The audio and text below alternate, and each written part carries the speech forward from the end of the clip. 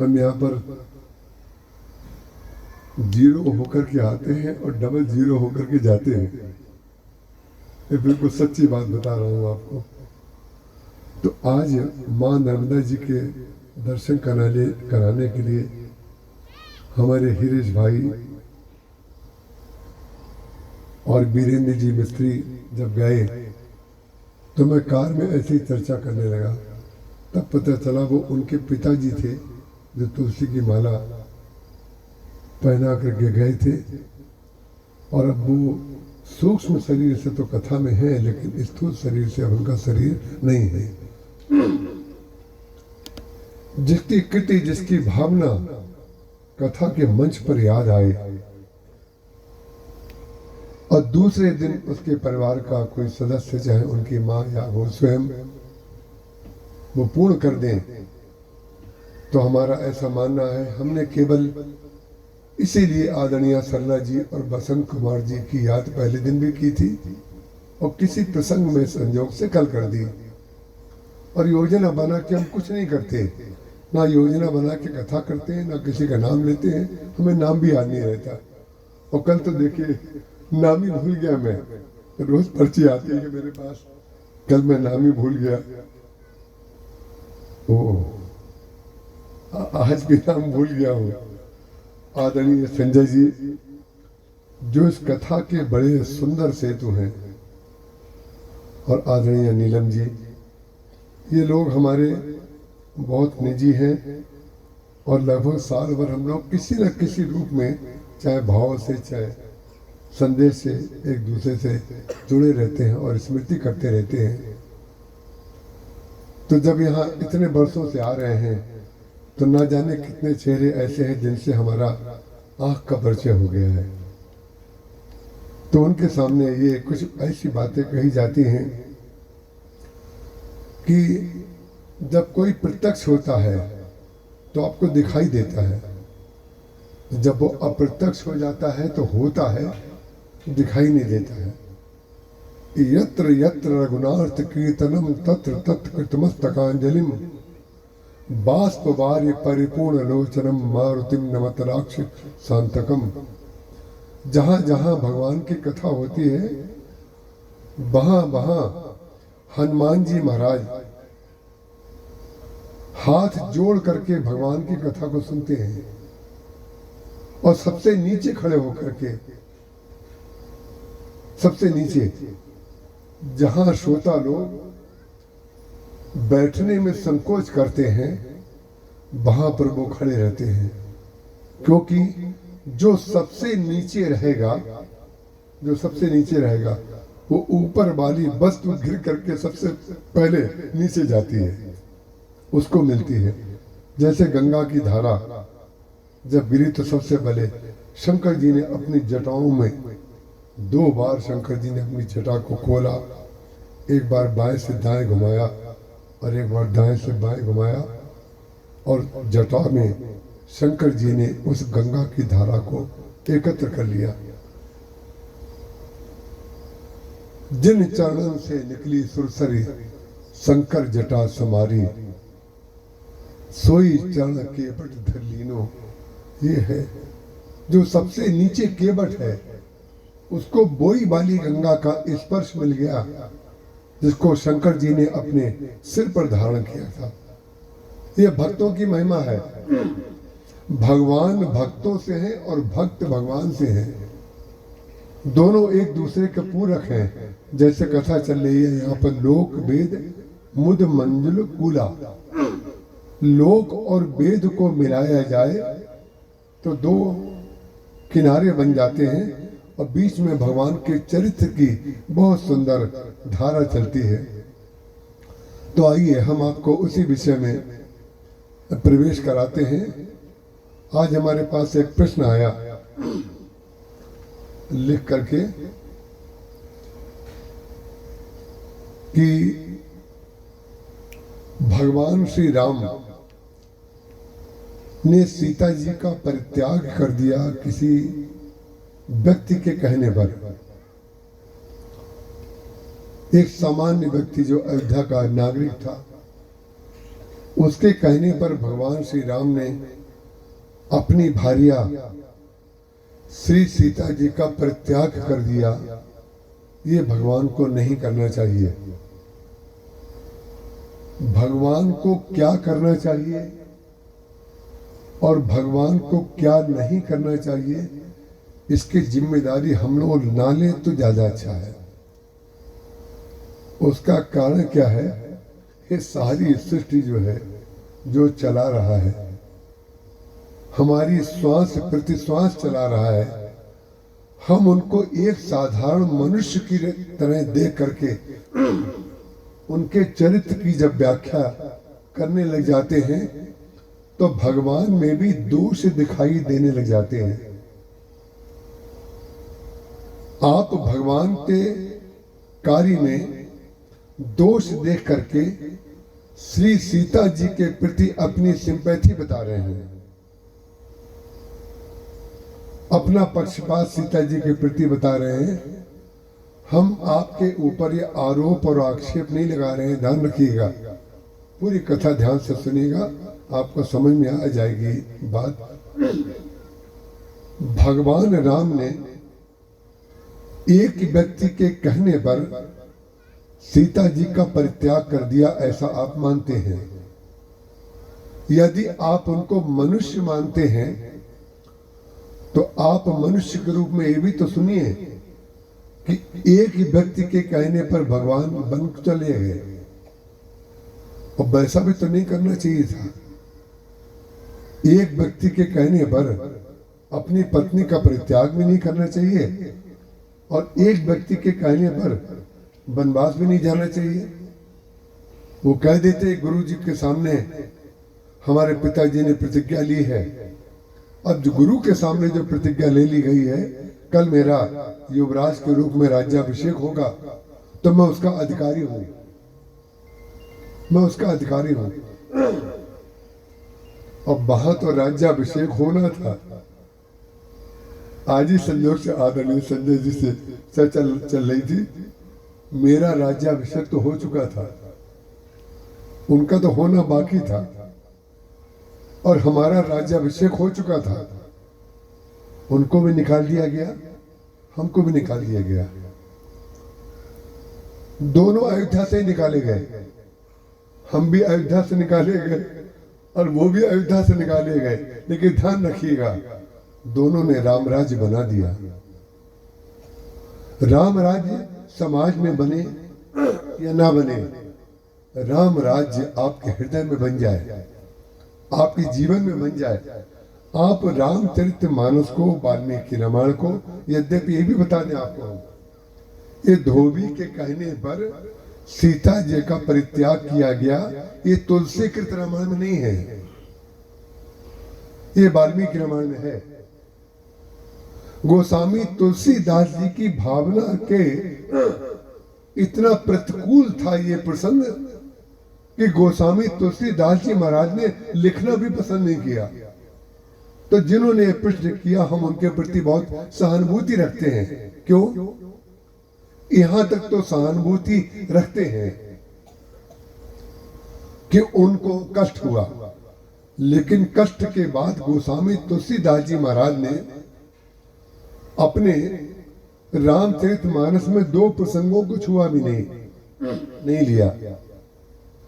एक तो ये नहीं कहा कि धोबी के कहने पर श्री सीता जी का परित्याग किया, ऐसी एक पंक्ति भी रामचरितमानस में नहीं आती।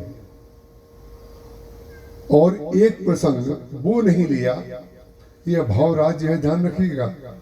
आपके भाव में अगर सीता परित्याग हुआ है तो सीता परित्याग आपके मस्तिष्क में चलता रहेगा, और आप सीता परित्याग को नहीं मानते हैं। अरे वृंदावन की गोपियां कहती हैं कि हमारा कृष्ण, हमारा कन्हैया कभी वृंदावन को छोड़ करके अन्यत्र कहीं गया ही नहीं। वो द्वारका की लीला को, द्वारका को मिथ्या मानती हैं। वो कहते हैं कृष्ण का तो जन्म यही और अंत तो होता ही नहीं, क्योंकि वो अनादि हैं और हमेशा यहीं पे रहते हैं। निधि वन में आप जाइए, निधि वन में दर्शन करके आपकी सोच बदल जाएगी। वहां के वृक्ष इतने पुराने हैं, भगवान जाने द्वापर के हैं कि और उससे पहले के हैं। वहां जाकर के वहां की बालू, दो स्थान दिव्य हैं वृंदावन में, एक निधि वन, एक तटीय स्थान। तटीय स्थान है वृंदावन में, आप लोग कहीं जाएं तो दर्शन करिएगा। मैं भी गया था तो वहाँ के ना जाने कैसे प्रभु की संतों की कृपा मेरे ऊपर बहुत है। कोई पंडा जी थे, उन्होंने कहा चलिए आपको यहाँ के महंत जी हैं, अभी वो मंदिर से निकलेंगे, इधर से निकल के जाएंगे, वहाँ आपको मिला देंगे। हमारा उनसे कोई परिचय नहीं। तो जब उन्होंने कहा ये पूज्य श्री राम किंकर जी महाराज के शिष्य हैं, तब उन्होंने कहा कि ऐसा करिए आप इधर आ जाइए। वो एक टाट की पहने हुए थे और बांस की जो दीवार जैसी बनाई जाती है उसके अंदर बैठे हुए थे। उन्होंने कहा भीड़ को दर्शन कर लेने दीजिए, आपसे बाद में मिलेंगे। एक बाद में मिलने का तात्पर्य उपेक्षा नहीं थी कि सबसे पहले मिल रहे हैं, हमसे बाद में मिलेंगे। अरे तो हृदय जानता है दो लोगों का कि बाद में जो कहा जा रहा है वो अधिक निकटता के कारण कहा जा रहा है। बोले आपसे बाद में मिलेंगे, पहले लोगों से मिल लें। तो 100-125 लोग एक एक करके प्रणाम करते हुए, कुछ चढ़ाते हुए, माला वाला कुछ निकलते गए। बाद में उन्होंने अपनी उसी मर्यादा में जो बांस की दीवार बनी हुई थी उसमें से उन्होंने मुझसे बात की। उन्होंने कहा मैंने राम किंकर जी महाराज को श्री कृष्ण जन्म स्थान में अनेकों बार सुना है और ऐसा कोई हो ही नहीं सकता संत हमने नहीं देखा। हमने कोई ऐसा संत जो कम से कम 40 उम्र से ऊपर हो या 50 से ऊपर हो, ऐसा कोई संत नहीं मिलेगा जो ये कह दे हमने राम किंकर जी को नहीं सुना है। उसका कारण क्या है? रामचरितमानस को समझने की कुंजी है राम किंकर जी का साहित्य, और ये संसार नहीं बताएगा, ये केवल संत बताएंगे। तो उन्होंने कहा जब वो रामचरितमानस पर बोलते थे तो तुलसीदास जी को प्रकट करते थे। ये वाक्य उनके श्री मुख का निकला हुआ है। तो वृंदावन की जो गोपियां हैं वो ये मानती ही नहीं है कि श्री कृष्ण वृंदावन को छोड़ करके और कहीं गए। और एक प्रसंग गोस्वामी जी ने वो नहीं लिया, जब पार्वती जी ने उनसे पूछा कि कृपा करके ये बताइए जो निर्गुण निराकार ईश्वर है वो सगुण कैसे हो गया। और जब वो सगुण हो गया, कौशल्या जी के उदर से उसका जन्म हो गया, उसके बाद उसने बाल लीलाएं कौन कौन सी की, और बाल लीला के पश्चात विश्वामित्र जी के साथ जब वो गए जनकपुर, उस लीला का वर्णन करिए। कैसे उनका विवाह हुआ, विवाह होने के बाद कैसे वो पुनः अयोध्या आए, उसका वर्णन करिए। अयोध्या के पश्चात कैसे उनका वनगमन हुआ, कैसे उन्होंने वन के मार्ग में कोल भीलों को धन्य किया, इसका वर्णन करिए। और किस प्रकार से राक्षसों का वध किया और रावण को मारा। रावण को मारने के पश्चात दोबारा जब वो अयोध्या लौट करके आए तो कैसे राज्याभिषेक हुआ, उसका वर्णन करिए। और फिर पार्वती जी ने ये पूछा जो 10वां प्रश्न है, ये 9 प्रश्न हमने आपसे कहे।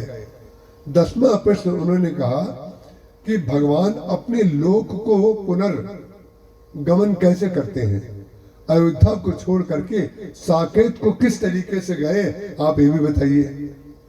तो भगवान शंकर ने पार्वती जी को जो ये कथा सुनाई है, जिसको रामचरितमानस कहते हैं, गोस्वामी तुलसीदास जी की रचना मानी जाती है और कोई अपनी रचना नहीं मानता है, इसकी चर्चा मैंने कल आपके सामने की थी। तो शंकर जी पार्वती जी को जब 9 प्रश्नों का उत्तर राज्याभिषेक तक की कथा सुनाते हैं, और 10वां जो प्रश्न उनका था कि भगवान अपने साकेत धाम को कैसे गए, उस कथा को उन्होंने नहीं सुनाया। तो जब नहीं सुनाया तो पार्वती जी को ये कहना चाहिए था कि हमने आपसे 10 प्रश्न किए थे, 9 का उत्तर आप दे चुके हैं, 10वां प्रश्न बाकी है, उसको और सुना दीजिए। उन्होंने ऐसा नहीं किया। क्यों? प्रश्न करने वाले को उत्तर देने वाले के ऊपर छोड़ देना चाहिए कि वो उसका उत्तर देना पसंद करता है कि नहीं करता है। उन्होंने उत्तर नहीं दिया। क्यों उत्तर नहीं दिया? ये है कथा का विषय।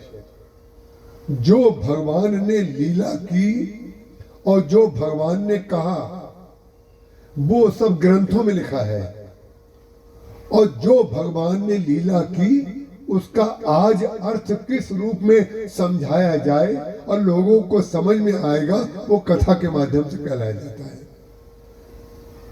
इसीलिए राम अनंत अनंत गुण अमित कथा विस्तार, सुनी आचरज न मानी है जिनके विमल विचार।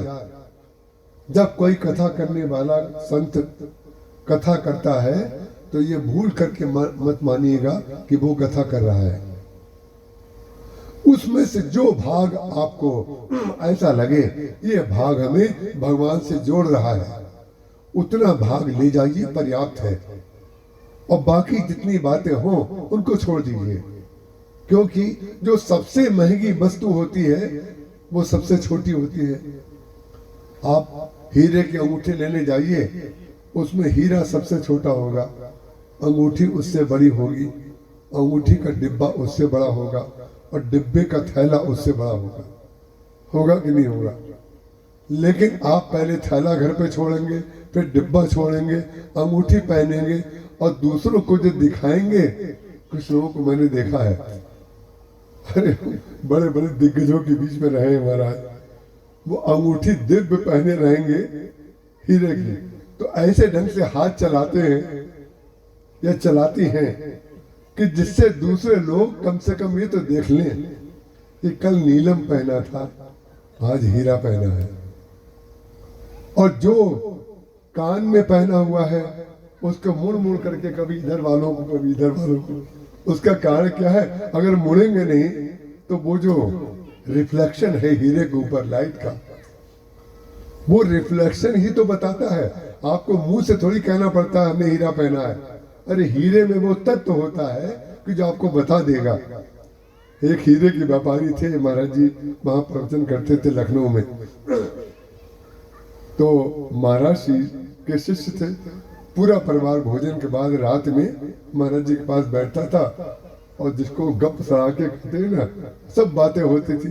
तो महाराज जी ने एक दिन उनसे पूछा, एक बात बताइए, हीरे के मूल्य का आधार क्या है?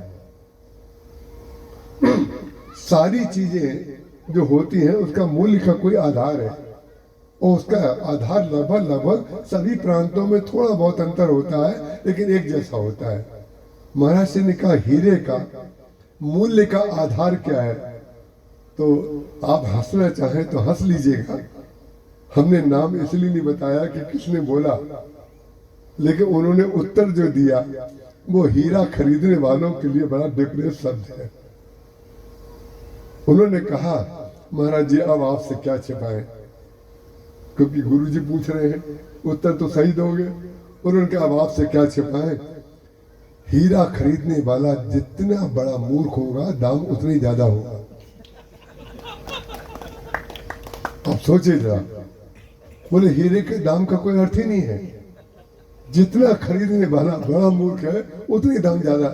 एक ही हीरे का दाम किसी को हम 1.5 लाख बताएंगे, अगर उसके मुख से थोड़ा भी कोई शब्द निकला इससे भी अच्छा दिखाओ, लोगों को आदत होती है इससे भी अच्छा, इससे भी अच्छा, फिर कहेंगे सबसे अच्छा। सबसे अच्छे का तात्पर्य जब आप कहते हैं सबसे अच्छा, इसका तात्पर्य हम सबसे अच्छे दिखे। तो वो क्या करता है, जो सबसे अच्छा जब कह देता है तो अच्छा तो पहले दिखा चुका है, तो सबसे नीचे वाला उसको बता देता है, बोले ये सबसे अच्छा है। अब आप समझ गए होंगे, विचित्र बात है। अरे भाई अच्छा वो दिखा चुका, अब आप जितने लोग बैठे हैं, इसीलिए मैं हमेशा कहता हूं श्रेष्ठ बनिए, सर्वश्रेष्ठ मत बनिए। श्रेष्ठ बनना पर्याप्त है, सर्वश्रेष्ठ बनना अहंकार के अलावा और कुछ नहीं है। इसलिए कुछ बातें ऐसी होती हैं जो छोड़ दी जाती हैं। तो भगवान का जो स्वलोक गमन है, जो साकेत गमन है, उसकी कथा भगवान ने क्यों नहीं सुनाई? इसलिए नहीं सुनाई कि अगर वो ये कह देते भगवान शंकर पार्वती जी से कि राज्याभिषेक के पश्चात भगवान राम, यद्यपि अयोध्या में एक घाट है, वहां पर कहा जाता है यहां से भगवान ने परलोक गमन किया था, लोग जाते हैं दर्शन करने सरजू जी में, बहुत अच्छी बात है, लेकिन गोस्वामी तुलसीदास जी के ग्रंथ में नहीं है। क्यों शंकर जी ने नहीं सुनाया? बोले भगवान अपने भक्तों को छोड़ करके कौन सा ऐसा लोक है जहां उनको ज्यादा आनंद मिलेगा? ये भक्तों के लिए कितनी बड़ी धादस है। अरे जहां कथा हो रही है, जहां संकीर्तन हो रहा है, जहां भक्त भगवान की जिस मूर्ति में ज्यादा आकर्षण हो, जिस मूर्ति में अधिक तेज हो, समझ लीजिए यहां भक्त ज्यादा आते हैं। भगवान की मूर्ति में जो तेज निकलता है ना, वो तेज जो है भक्तों की भावना का रिफ्लेक्शन होता है। भक्त जिस भावना से भगवान को देखते हैं, भगवान उसी रूप में सामने उसके आ जाते हैं। तो ना जाने कितने ऐसे मंदिर आपने देखे होंगे जिसमें भक्तों की लाइन लगी रहती है। जयपुर में जाइए गोविंद देव जी के मंदिर में, जहां पट्ट खुलेंगे और पर्दा जब खुलेगा तो हजारों भक्त खड़े होकर के नाचने लग जाते हैं और अपने अपने ढंग से गाने लग जाते हैं। कुछ तो परंपरागत आरती और गान नृत्य होता है और कुछ तो अपने लोग। महाराज जी से किसी ने कहा कि गोविंद देव जी के मंदिर के बरामदे में आपकी कथा रखेंगे, तो महाराज जी ने कहा भाई देखो, हम कथा तो करेंगे लेकिन गोविंद देव जी के मंदिर के बरामदे में नहीं करेंगे। क्यों नहीं करेंगे? देखो संत की दृष्टि। उन्होंने कहा गोविंद देव जी के भक्त बार बार पर्दा खुलता है और बार बार वो भाग करके गोविंद देव जी के पास जाएंगे, तो कथा के भक्त हम भी हैं और भगवान के भक्त हम भी हैं। लेकिन कथा सुनाते समय अगर सारे श्रोता उठ करके गोविंद देव जी के मंदिर में घंटा बजते ही चले जाएं, तो हम क्या अकेले बोलेंगे क्या? बोले गोविंद देव जी के मंदिर में कथा सुनाना बड़ा खतरनाक काम है। इसलिए पोदारेश्वर राम मंदिर है जयपुर में, रेलवे स्टेशन के पास, वहां महाराज जी की कथा होती थी। 2-3 बार महाराज जी दर्शन करने जाते थे गोविंद देव जी के। उसका तात्पर्य क्या है? जहां पर भक्त है भगवान वहीं पर प्रकट होते हैं। अग जग में सब रहित विरागी, भगवान शंकर पार्वती जी से कह रहे हैं, अग जग में सब रहित विरागी, प्रेम ते प्रभु प्रगटई जिमी आगी। वो प्रेम से प्रकट हो जाते हैं। आपके पास जितना प्रेम होगा भगवान उसी मात्रा में प्रकट हो जाएंगे। और वैसे ही महाराज जी हमारे कहा करते थे, जब मंदिर में जाओ तो उनका श्रृंगार मत देखो, उनकी आंखें देखो, उनकी आंखें। जब भगवान की आंख से आंख आप मिलाएंगे, और भगवान की ही क्यों, आप किसी से मिलने जाते हैं तो जिससे आप मिलते हैं और जो आपसे मिलता है, दोनों जने आंखें तो मिलाते हैं। और हम लोग मंदिर में जब जाते हैं तो विचित्र बात है, आज श्रृंगार बहुत अच्छा है, आज वस्त्र बहुत अच्छे हैं, आज भगवान के पुष्प बहुत अच्छे हैं। विचित्र बात है, पुष्प और वस्त्र और सब चीजों की चर्चा करेंगे। भगवान के बाल बहुत अच्छे हैं, मुकुट बहुत अच्छा है। कुछ लोग पूछते हैं मुकुट कहाँ से मंगवाया? अरे मुकुट कहाँ से मंगवाया उसको छोड़ो, भगवान की आंखें देखो। जब भगवान की आंखें देखेंगे तो भगवान का मुख आपसे बात करता हुआ लगेगा। ये उसका लाभ है।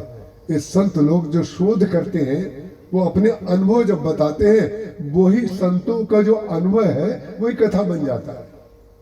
वो कहते हैं कि आंखें भगवान की देखिए, भगवान आपसे बात करते हुए लगेंगे और आप जब कुछ कहेंगे तो आपकी कामना की वो पूर्ति निश्चित हो जाएगी जो आपके लिए कल्याणकारी है। 10वें प्रश्न का उत्तर उन्होंने नहीं दिया। बोले भगवान के लिए कोई लोक इतना सुखदायी नहीं है जो उनको भक्तों से अलग करके सुख दे। तो भगवान तो वहीं रहते हैं जहां भक्त रहते हैं। तो सीता जी के परित्याग को लेकर के बड़ा लोगों को कष्ट रहता है। विचित्र बात है, सीता जी का परित्याग क्यों किया, ये लोगों को कष्ट रहता है। और सीता जी की अग्नि परीक्षा क्यों ली। अब हम आपको ये बताना चाहते हैं कि सुनी सुनाई जो बातें होती हैं, सुनी सुनाई, वो बातें सुनते सुनते सुनते सुनते व्यक्ति के अंदर ये बात ध्यान नहीं रहती है। इसको जरा पढ़ तो ले। भगवान ने सीता जी की अग्नि परीक्षा नहीं ली। अग्नि परीक्षा शब्द तो अपभ्रंश बन गया, ये लोक बन गया। ये वेद सत्य नहीं है, ये लोक सत्य है। भगवान जब श्री सीता जी लौट करके आई, विभीषण जी और अंगद जी बंदरों के साथ उनको पालकी में बैठा करके ला रहे थे। तो पालकी में जब बैठा के सीता जी लाने लगे तो पर्दा लगा हुआ था पालकी में। बंदर उनके दर्शन करने के लिए व्याकुल हो रहे थे। तो बंदर ना जाने कितने हजारों उछल करके गए और सीता जी का जो पर्दा लगा हुआ था उसको फाड़ने लगे, उनके दर्शन करने लगे। तो भगवान को लगा कि लोगों को लगेगा हमारे बंदर सेवक उच्छृंखल है, उनके अंदर हृदय में प्रेम कितना है, लोगों को ये दिखाई नहीं देगा, ये दिखाई देगा कपड़ा फाड़ दिया। आज भी बंदर इसीलिए कपड़े फाड़ते हैं। हम लोग तो बंदरों के आतंक से इतने परेशान रहते हैं। देखिए जहां जहां भगवान का मंदिर होगा, जहां जहां तीर्थ होगा, वहां बंदर जरूर होंगे। बंदर हर जगह, चाहे वृंदावन जाओ, चाहे अयोध्या जाओ, चाहे चित्रकूट, जहाँ बड़ा तीर्थ है वहां पर बंदर आपको जरूर मिल जाएंगे। वो बंदर जो है कपड़ा हटाने लगे। तो भगवान ने विभीषण जी से कहा, हनुमान जी से कहा, अरे हनुमान, श्री सीता जी को कहो कि वो पालकी से उतर करके पैदल आए। क्यों पैदल आए? बोले ये बच्चे अपनी माँ के दर्शन करना चाहते हैं। क्या भाव है जरा। श्री सीता जी भगवान की वाणी सुनकर के उतर आई। उतरने के बाद पैदल चल करके जब वो भगवान के चरणों में प्रणाम करती हैं, और भगवान के चरणों में प्रणाम करते ही भगवान ने सबसे पहले क्या किया आपको पता है? जिसको आप अग्नि परीक्षा कह रहे हैं, वो अग्नि परीक्षा नहीं है, अग्नि से प्रकट करने की लीला है। भगवान श्री राम ने सीता प्रथम अनल कह राखी, जब रावण का वध करने के लिए संकल्प किया था, उस समय जो मूल सीता थी उनसे कहा कि आप अग्नि में प्रवेश कर जाइए, और जो माया सीता थी उनका जो प्रतिबिंब था उसको बाहर निकाल लिया। तो जो माया सीता का हरण हुआ था, वो माया सीता जब लौट करके आई तो उन्होंने कहा अब ये माया को जला दिया जाए, उसको अग्नि में डाल दिया जाए, और जो मूल सीता है हमारी उनको निकाल लिया जाए। ये वैदिक तत्व है, ये वेद तत्व है। ये जो परीक्षा शब्द है ये लौकिक है। तो लौकिक शब्द में परिणाम क्या हो जाता है? जब गंगा की धारा चलती है तो ना जाने कितनी नालियां और नाले भी उसमें मिल जाते हैं। तो मिल जाने के बाद जहां पर वो मिलते हैं वहां पर तो दिखाई देते हैं, लेकिन जहां पर नहीं मिले दिखाई दे रहे हैं वहां पर उसका सीधा सीधा नाम गंगा होता है। लेकिन विचित्र बात है, गंगा की पवित्रता कैसी है कि जहां जहां आप गंगा जल में आचमन करेंगे, गंगा की पवित्रता देखिए, आपसे 10 फुट दूर कुत्ता जल पी रहा होगा।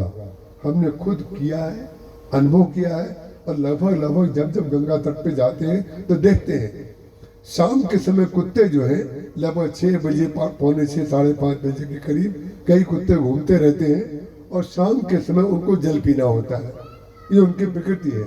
जो जाएंगे और बिल्कुल किनारे खड़े होकर के, उनका पंजा रहेगा बालू में, और मुंह अंदर डाल करके वो पानी पीते हैं, जल पीते हैं। और आगे संत लोग, भक्त लोग आचमन कर रहे हैं, स्नान कर रहे हैं। ये गंगा की विशेषता है कि जहां से जल की धारा आ रही है उधर से कुत्ता पी रहा है, और इधर से मनुष्य पी रहा है, और संत पी रहे हैं। उनके मन में भाव कदाचित नहीं आता है कि कुत्ता जहां पी रहा है उससे आगे जाकर के पी ले। क्यों? कुत्ता भी गंगा जल पी रहा है और हम भी गंगा जल पी रहे हैं। कुत्ते को भी गंगा जी मिल रही है, हमको भी गंगा जी मिल रही है, तो इसमें भेद कहाँ? ये चीजें जब तक हम अपने अंदर हृदय में स्थापित नहीं कर लेंगे तब तक परिणाम क्या होगा? लोक पक्ष जो है वो आपको कहाँ ले जाएगा इसका पता नहीं। भगवान ने जब अग्नि परीक्षा उनकी ली, तो जिसको अग्नि परीक्षा कहा जाता है, जब भगवान ने कहा लक्ष्मण काष्ठ ले आओ, तो लक्ष्मण जी को क्योंकि पता नहीं था, ये ध्यान रखिएगा, लक्ष्मण जी को पता नहीं था कि भगवान ने जिस समय लक्ष्मण जी महाराज श्री सीता जी और भगवान राम को पीने के लिए जल लेने के लिए गए थे, उस समय भगवान ने एकांत क्षण में सीता जी से कह दिया था कि इस समय लक्ष्मण नहीं है। मैं आपको एकांत में एक बात बताना चाहता हूं कि मेरा अवतार रावण के वध के लिए हुआ है, इसके लिए आपको मूल रूप में अग्नि में जाना पड़ेगा और माया रूप में आपका प्रकट करूंगा। ये लक्ष्मण जी को पता न चलने पाए। क्यों लक्ष्मण जी को पता न चलने पाए? लक्ष्मण जी को ना पता चलने पाए ये कोई भेद नहीं है, यह अभेद है। क्योंकि लक्ष्मण को अगर पता चल गया तो लक्ष्मण जी का प्रेम मेरे और तुम्हारे प्रति इतना है कि वो रावण को जाकर के खुद मार देगा और सारी लीला समाप्त हो जाएगी यहीं पर। वो तुम्हारा वन गमन, वो तुम्हारा हरण कभी सही ही नहीं सकता है। वो भगवान राम ने सुंदरकांड में कहा, अरे कोई भेद भी लेने आया है विभीषण के लिए। सुग्रीव ने कहा था अगर कोई भेद भी लेने आया है तो हमें कोई दिक्कत नहीं है, कोई परेशानी नहीं है। जग महा सखा निशाचर जेते, इस संसार में जितने भी निशाचर हैं उन सारे निशाचरों को अकेला मेरा भाई लक्ष्मण मार सकता है। और कितनी देर में मारेगा? जितनी देर में आप पलक बंद करते हैं या खोलते हैं, उसको कहते निमेष। जग मां सखा निशाचर जेते, लक्ष्मण हानि निमिष मोह देते। एक निमेष में लक्ष्मण जो है पृथ्वी को पलट देगा। अरे शेषावतार लक्ष्मण जी महाराज हैं, उन्हीं के सिर पर तो सारी पृथ्वी रुकी हुई है। जिस दिन वो देखेंगे रावण हमारी माँ का हरण करना चाहता है, वो पृथ्वी को ही पलट देंगे, तो रावण रहेगा कहाँ? और अगर जाते बना तो उस समय सारे राक्षसों को एक बार वध करके जितनी देर में हम संकल्प करते हैं, ऐसे ही हनुमान जी महाराज है। एक निमेष में हनुमान जी महाराज सारे त्रिकूटा जल पर्वत को तोड़ करके खत्म करके उखाड़ करके भगवान के पास रावण मंदोदरी राक्षस और सीता जी के साथ में ला सकते हैं। लेकिन करते इसलिए नहीं है कि भगवान को ये कार्य करना है, लीला ये भगवान को करनी है, इसलिए भगवान के भक्त ना जाने इसलिए सहते रहते हैं कि भगवान की लीला है। कोई बात नहीं, लक्ष्मण जी को पता नहीं था। लक्ष्मण जी को जब काष्ठ लाने के लिए कहा, उस समय लक्ष्मण जी ने कुछ कष्ट अनुभव किया और बहुत दुखी मन से कुछ वाक्य भी कहे। गोस्वामी तुलसीदास जी महाराज ने उन वाक्यों को नहीं लिखा, वाल्मीकि रामायण में उन वाक्यों को वर्णन कर दिया गया। और वाल्मीकि रामायण जो है ये वस्तुतः वाल्मीकि जी महाराज जो कि तत्कालीन ऋषि रहे हैं, उस समय उनके काल में ये लीला हुई, इसलिए वाल्मीकि जी के ऊपर प्रभाव जो है सीता जी का अधिक है।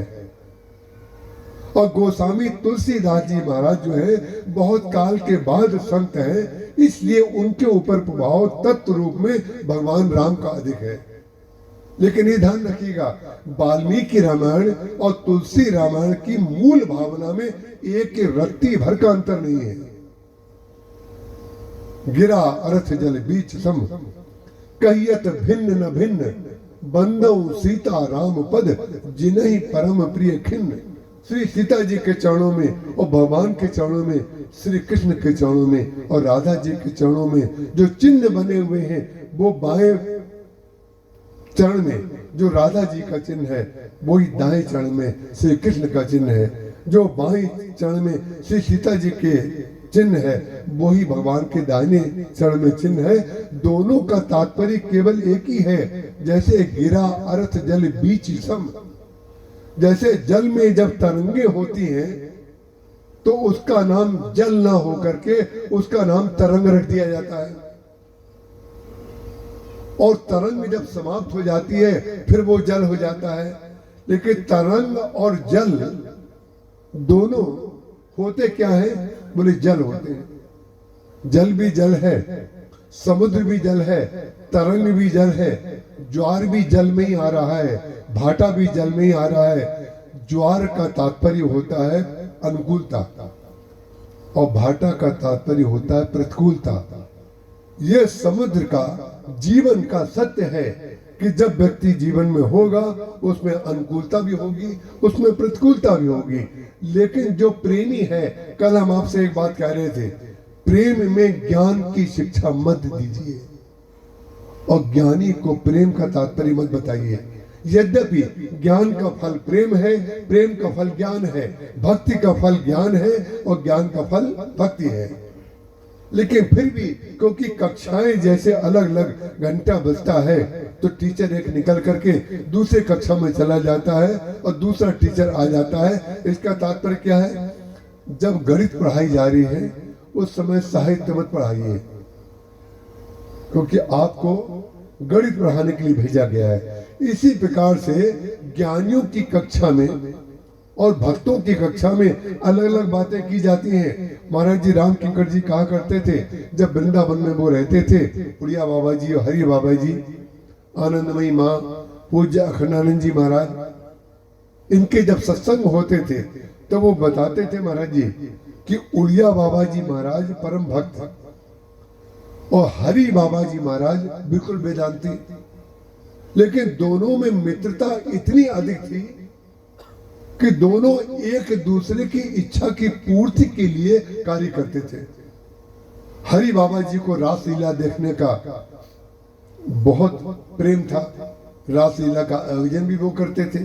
जब रासलीला होती थी तो रासलीला तो भक्तों के लिए होती है, वेदांतियों का तो रास में कोई प्रवेश है नहीं, वो तो सब मिथ्या मानते हैं। आंख बंद करे ध्यान करे बैठ रहे हैं, उनके लिए तो सृष्टि जो कुछ इंद्रिय का विषय है वो मिथ्या है।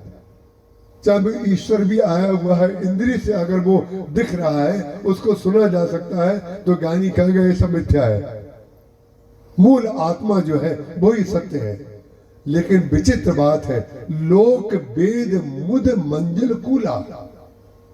लोक पक्ष है हरि बाबा जी महाराज और वेद पक्ष है हरि बाबा जी और लोक पक्ष है उड़िया बाबा जी। उड़िया बाबा जी, उसको मत छोड़िए, उसके पीछे नहीं जा पाएंगे आप, वो तो कहाँ कहाँ चली जाएगी तो कथा समाप्त हो जाएगी, आप भी दिखाई पड़ेंगे, उसके पीछे छोड़िए। लोक वेद मुद मंजिल कूला। उड़िया बाबा जी महाराज ने भक्तों की इच्छा पूर्ति के लिए रासलीला रखी।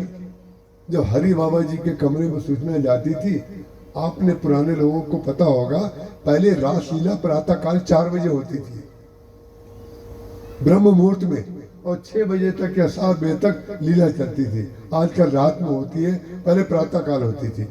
तो प्रातः काल जब रासलीला, तो हरि बाबा जी पूछते थे आयोजन किसने किया है? उन्होंने कहा उड़िया बाबा ने किया है। बोले तो चलेंगे। लेकिन विचित्र बात है, आपको सुन के हंसी आएगी, वो परम सत्य है। बड़े बड़े संतों ने, पूज्य स्वामी अखंडानंद जी महाराज ने अपने पावन प्रसंग ग्रंथ में इसका उद्धरण भी किया है, लिखा भी है कि हरि बाबा जी महाराज ऐसे वेदांती थे कि उड़िया बाबा जी के कहने पर रासलीला में तो चले जाते थे, लेकिन पूरे समय आंख बंद करके बैठे रहते थे, लीला देखेंगे नहीं। उड़िया बाबा जी की प्रसन्नता के लिए आ गए, लेकिन लीला में हमारा कोई प्रवेश नहीं है। जो दिखाया जा रहा है, ये सब बच्चे हैं, ये दिखा रहे हैं खेल खिलौने, इसका हमारा कोई जीवन से, आत्मा से उसका कोई तात्पर्य नहीं है। ये वेद सत्य है, लेकिन लोक सत्य है। जनता को रासलीला में आनंद आता है तो रासलीला का आयोजन किया जाता है, भक्तों को आनंद आता है। इसलिए ये लोक वेद मुद मंजिल कूला। तो वस्तुतः तो भगवान श्री राम से श्री सीता जी का अलगाव होता ही नहीं है, ये तो वेद सत्य है। लेकिन यदि ये बता दें कि भगवान से श्री सीता जी का अलगाव कभी होता नहीं है, हरण कभी होता नहीं है, ये मिथ्या है, तो ये मिथ्या कहते ही ग्रंथ भी तो मिथ्या हो जाएगा कि जब अलग हुआ नहीं है और इसमें सारी की सारी कथा जन्म से लेकर के अंत तक की जा रही है, तो ये तो मिथ्या कथा कर रहे हैं। बोले नहीं, बोले भक्तों की भावना की रक्षा के लिए शुद्ध सच्चिदानंद में जो ब्रह्म है, शुद्ध सत चित आनंद जिसमें है, सत का तात्पर्य यह है जो झूठा नहीं है, नित्य है, और चित का तात्पर्य है जिसका कभी भी, जिसमें दूरी नहीं होती, जो खंडित नहीं होता कभी। सत्य चित और आनंद, आनंद माने जिसमें कभी भी दुख नहीं आता है, विक्षेप नहीं आता है। बोले सत्य है जो हमेशा रहे, कभी मिटे नहीं। चित माने जो कभी खंडित ना हो, और आनंद माने जिसमें कभी विक्षेप ना हो। शुद्ध सच्चिदानंद में कंद भानु कुल केतु, तो शुद्ध शब्द क्यों जोड़ दिया? सच्चिदानंद का तात्पर्य भी वही है। और शुद्ध सच्चिदानंद का तात्पर्य क्या है? बोले नहीं, सोना जो होता है वो शुद्ध होता है, लेकिन गहना जो होता है वो अशुद्ध को मिलकर के बनता है। खूब बात को ध्यान से सुनिएगा। जो सोना होता है उसका गहना नहीं बन सकता। सोने में जब तक अशुद्ध तत्व को, तांबे को या पीतल को मिलाया नहीं जाएगा, तो सोना क्योंकि इतना कठोर होता है, उसको मुलायम बनाने के लिए, उसका गहना बनाने के लिए अशुद्ध तत्व को मिलाना पड़ता है। तो भगवान जो ब्रह्म है, उस ब्रह्म को जब वो अवतार लेता है तो उसको विवाह करना पड़ता है। और विवाह कब करेगा? बोले माया से विवाह करेगा। जो दिखाई दे रहा है वो तो माया है, और जब माया से व्यवहार करेगा तो माया का परिणाम भी उसको लीला में दिखाना पड़ेगा। बोले शुद्ध सच्चिदानंद में कंद भानु कुल केतु चरित्र करत नर अनुहरत। इस चरित्र क्यों करता है? जन्म क्यों लेता है? गुरु जी के साथ क्यों चला जाता है? विवाह क्यों करता है? और लौट के आकर के फिर वनगमन क्यों होता है? राक्षसों को क्यों मारता है? केवट के साथ क्यों मित्रता करता है? शबरी को उपदेश क्यों देता है? विभीषण को क्यों मित्र बना लेता है? रावण को क्यों मारता है? और फिर आकर के सीता जी को अग्नि परीक्षा, वही परीक्षा आ गई, अग्नि में क्यों करता है? तो लक्ष्मण जी महाराज ने कुछ कटु शब्दों का प्रयोग किया जिससे उनका हृदय बड़ा कष्ट में हो गया। उसका कारण क्या है? उनको तो यह पता नहीं था कि माया को जलाया जाएगा और सीता जी को प्रकट किया जाएगा। लक्ष्मण हूं ये भेद न जाना। जो भगवान ने चरित्र रच करके रखा, लक्ष्मण को भी ये भेद पता नहीं था। ये भेद क्या था? बोले अभेद का भेद पता नहीं था। जो दोनों में अभेद है कि हम दोनों तो कभी अलग होंगे नहीं, लेकिन संसार के लिए हमें ये लीला करनी पड़ेगी कि रावण तुम्हारा हरण करेगा और हमें रावण को मारने के लिए तुम्हारा हरण कराना पड़ेगा। लक्ष्मण जी को ये पता नहीं था। अंत में जाकर के श्री सीता जी ने भगवान के श्री चरणों का ध्यान किया। अब ये माया सीता जी हैं, लेकिन अभी है तो स्त्री रूप में, उनकी पत्नी रूप में है, उनका हरण हुआ है। बिल्कुल वैसा ही तेज, वैसा ही चेहरा, वैसा ही स्वभाव, वैसा ही चित्त, उनका सब कुछ। जब उन्होंने भगवान के चरणों का ध्यान किया और अग्नि की ओर जब चली, तो उस समय उनको अग्नि ऐसी लगी जैसे चंदन में प्रवेश किया हो। जैसे चंदन में जाने में शीतलता का अनुभव होता है, इस प्रकार से श्री सीता जी को अनुभव हुआ। और जब श्री सीता जी जली उसमें अग्नि में, तो सीता जी जल गई क्या? बोले सीता जी नहीं जली, बस यही बात तो समझने की है। और स्पष्ट लिखा है गोस्वामी तुलसीदास जी महाराज ने, प्रतिबिंब और लौकिक कलंक प्रचंड पावक मोह जरे, जो लौकिक कलंक लगे हुए थे वो प्रचंड अग्नि में जल करके भस्म हो गए। माने कलंक जल गए और निष्कलंक सीता प्रकट हो गई। कलंक जल गए, स्पष्ट लिखा हुआ है कलंक जल गए। और अग्निदेव ने प्रकट होकर के श्री सीता जी को भगवान राम के हाथ में हाथ ऐसे पकड़ाया जैसे समुद्र मंथन में जब लक्ष्मी जी निकली थी तो लक्ष्मी जी का हाथ भगवान नारायण के हाथ में समुद्र में पकड़ाया था। उसी तरीके से आज यहाँ पर अग्निदेव स्वयं साक्षी रूप में प्रकट हुए। अग्निदेव जिनके चरित्र की साक्षी देने के लिए प्रकट हो, उनकी परीक्षा भगवान राम ले। ध्यान रखिएगा, मैं उन राम की पूजा नहीं करता हूं जो सीता जी के चरित्र की परीक्षा लेते हैं। मैं उन राम की पूजा करता हूं जो श्री सीता जी से अभिन्न है। ये तो लीला है, ये तो लीला हो। चरित्र जो है, चरित्र में लौकिक कलंक आए बगैर नहीं रहेंगे, ये आप ध्यान रखिएगा। हम ऋषिकेश में रहते हैं। चित्रकूट में जो आश्रम है वो हमारे ट्रस्ट का आश्रम है। ये हम अपने साथ वालों के सामने बोल रहे हैं बात।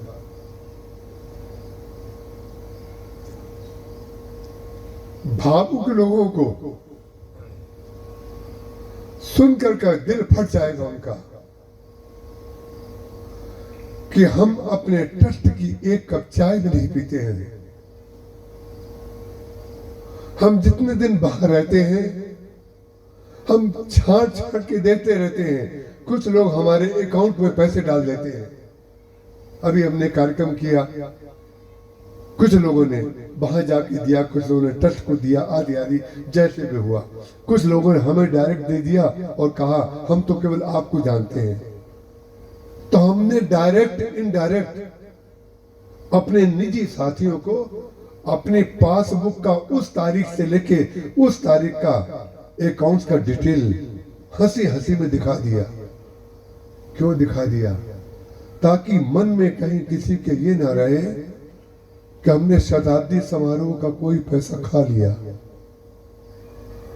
और एक बात और आपको बता दूं, हमारे जीवन में 3 लोग ऐसे हैं जिसमें 2 माताएं हैं और एक लंदन का रहने वाला लड़का है, अभिषेक गणात्रा। एक बेटी प्रियंका है और एक साकेत है। इन 3 लोगों ने हमें जब कुछ देने के लिए कहा, हमने कहा भाई ट्रस्ट में दे दो तो ज्यादा अच्छा रहेगा। हमारे ऊपर बोझ आता है, कैसे रखें कैसे करें, हम उसका हिसाब किताब भी तो नहीं जानते। हम तो जैसे तैसे कुछ उल्टा सीधा करते रहते हैं। तो उन्होंने कहा हम तो केवल आपको जानते हैं। तो मैंने कहा ये मैं इसलिए सुना रहा हूं, लौकिक कलंक प्रचंड। ये जब आप इस पृथ्वी पे रह करके काम करेंगे, पहले उस जगह बैठ के काम करिए, तब आपको पता चलेगा मैं क्या कह रहा हूं। आप जो कार्य करेंगे उसमें कोई ना कोई कलंक आपके ऊपर जरूर आएगा और उस कलंक को आपको सुनना पड़ेगा और सुनते हुए भी आपको कार्य वही करना पड़ेगा। तो उन लोगों ने कहा, हमने कहा उनसे, उन 3 लोगों से कहा एक बात बताओ, अगर तुम्हारे इतने पैसे हम खा जाए तो बोले ये तो हमारा परम सौभाग्य होगा। जो वस्तु हम आपको दे रहे हैं वो आपके उपयोग में लग जाए, इससे बड़ा सौभाग्य हमारा क्या हो सकता है। ध्यान रखिएगा, कहूं कहूं वृष्टि शारदी थोरी, को एक पाव भगत जिमि मोरी। गोस्वामी तुलसीदास जी महाराज ने लिखा है, को एक पाव भगत जिमि मोरी।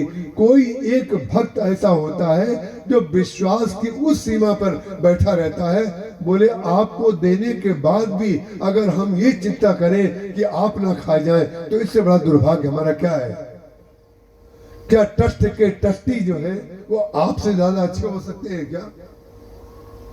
जिनको जिनको हिसाब किया जाता है। और हम तो स्पष्ट कहते हैं, हमने अभी बहुत बड़े ट्रस्ट में प्रवचन किया था पहाड़ पर जाकर के, हमने उस ट्रस्ट में कह दिया, संत के ट्रस्ट में जितने गृहस्थ ट्रस्टी होते हैं, हम उनको विश्वास की दृष्टि से नहीं देखते। हम चोरी के रूप में नहीं कह रहे हैं, विश्वास के रूप में नहीं देखते, ये मत समझ लीजिएगा। विश्वास अविश्वास का मतलब वो कोई चोरी करते हैं, नहीं। जो संत के ट्रस्ट में गृहस्थ ट्रस्टी होते हैं, वो आगे चल करके ट्रस्ट को धर्मशाला बनाए बगैर नहीं छोड़ते। धर्मशाला क्यों बनाते हैं? संत बनाते हैं आश्रम, गृहस्थ उसको धर्मशाला में परिणत कर देता है। क्यों? संत जब तक रहता है तब तक डोनेशन आते हैं, संतों को लोग चढ़ाते हैं। और गृहस्थ जी क्या करते हैं? बोले दीपक में घी इतना क्यों भर रहे हो? 15 मिनट आरती होगी, 17 मिनट का घी भरो। 2 मिनट आरती लेने में लगेंगे, जहां हम पीछे जाएं और घी खत्म हो जाए। और संत क्या करेगा? 2.5 घंटे तक घी जलता रहेगा, 2.5 घंटे तक दीपक जलता रहेगा। आपको कभी इच्छा हो तो आकर के देख लीजिए संतों की मंदिर में। उसका कारण क्या है? हिसाब किताब करने वाला व्यक्ति कभी आश्रम नहीं चला सकता है। आश्रम संत चलाता है, धर्मशाला जो है वो गृहस्थ चलाता है। इसलिए ट्रस्ट में किसी संत का होना बहुत आवश्यक होता है। संत खाएगा भी अगर, जिसको आप लोग खाना समझते हैं, तो ज्यादा से ज्यादा क्या खाएगा? अपनी दाल में घी ज्यादा डाल लेगा। इससे ज्यादा खाने के लिए वो जानता भी नहीं है, इससे ज्यादा उसको पता ही नहीं है। और ज्यादा से ज्यादा करेगा, ज्यादा से ज्यादा। मैं अपने कपड़े जो पहनता हूँ अपने पैसे के पहनता हूँ। मैं रामचरितमानस और ठाकुर जी और अपने प्रिय श्रोताओं के बीच एक खुलासा इससे कर रहा हूं कि लौकिक कलंक श्री सीता जी को जब अयोध्या ने नहीं बख्शा, अरे हम कौन खेत की मूली है महाराज? ये संसार सीता जी को निकालना जानता है, ये भगवान राम को वनवास देना जानता है इस संसार से। और हमने चुनाव जो हुआ था पिछली बार, उस चुनाव से पहले देहरादून के प्रवचन में कहा, कुछ श्रोता बुरा मान करके दूसरे दिन से नहीं आए। हमने कहा मत आओ, हम कथा अपने सुख के लिए कहते हैं, और जो सत्य समझ में आता है वही हुआ।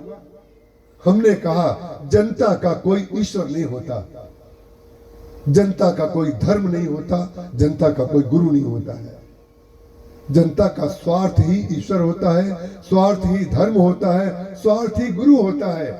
धन्य है वो धर्म जो अपने स्वार्थ को तिरोहित करके भगवान का पक्ष ले ले। यदि आप भगवान के पक्ष में नहीं जाना जानते हैं तो आज नहीं कल, कल नहीं परसों, किसी ना किसी दिन धूल धूसरित हुए बगैर नहीं रहेंगे। हम भी हो जाएंगे, अपने परिवार को भी ले डूबेंगे, अपनी जाति को भी ले डूबेंगे, अपने देश को भी ले डूबेंगे। अपने अंदर ये आत्मविश्वास होना चाहिए। लौकिक प्रचंड को जलाने के लिए भगवान श्री सीताराम जी से अलग होने की लीला होने लगी। श्री सीता जी प्रकट हुई, श्री सीता जी के प्रकट होते ही ऊपर से इंद्र ने रथ भेज दिया, जिसको पुष्पक विमान कहते हैं। जब पुष्पक विमान आया, कुबेर ने भेजा, इंद्र ने भेजा, लेकिन पुष्पक विमान आया, भगवान उस पर बैठे। और बैठने के बाद भगवान ने क्या किया? विभीषण जी को भी साथ में लिया। और केवट के लिए सोचिए, जो पुष्पक विमान कुछ ही मिनटों में अयोध्या पहुंच सकता था प्रयागराज से, लेकिन भगवान ने कहा नहीं नहीं, जिसने हमको गंगा से पार उतारा था, दिन चरण से निकली सुरसरी, शंकर जटा संहारी, सोई चरण केवट धोई लीनो। वही चरण जो है केवट ने धो लिए।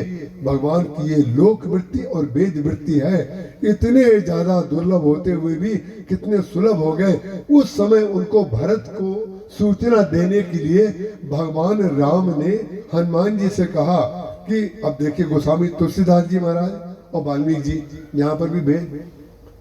वाल्मीकि जी महाराज की रामायण में ये लिखा हुआ है ये लिखा हुआ है कि तुम जाकर के हनुमान जी अयोध्या में जाकर के देखो, यदि भरत का मन राजकाज में लग गया हो, मेरी स्मृति उसको ना आ रही हो, तो मैं उसके प्रेम के लिए गंगा के किनारे रहना पसंद करूंगा, अयोध्या नहीं जाऊंगा।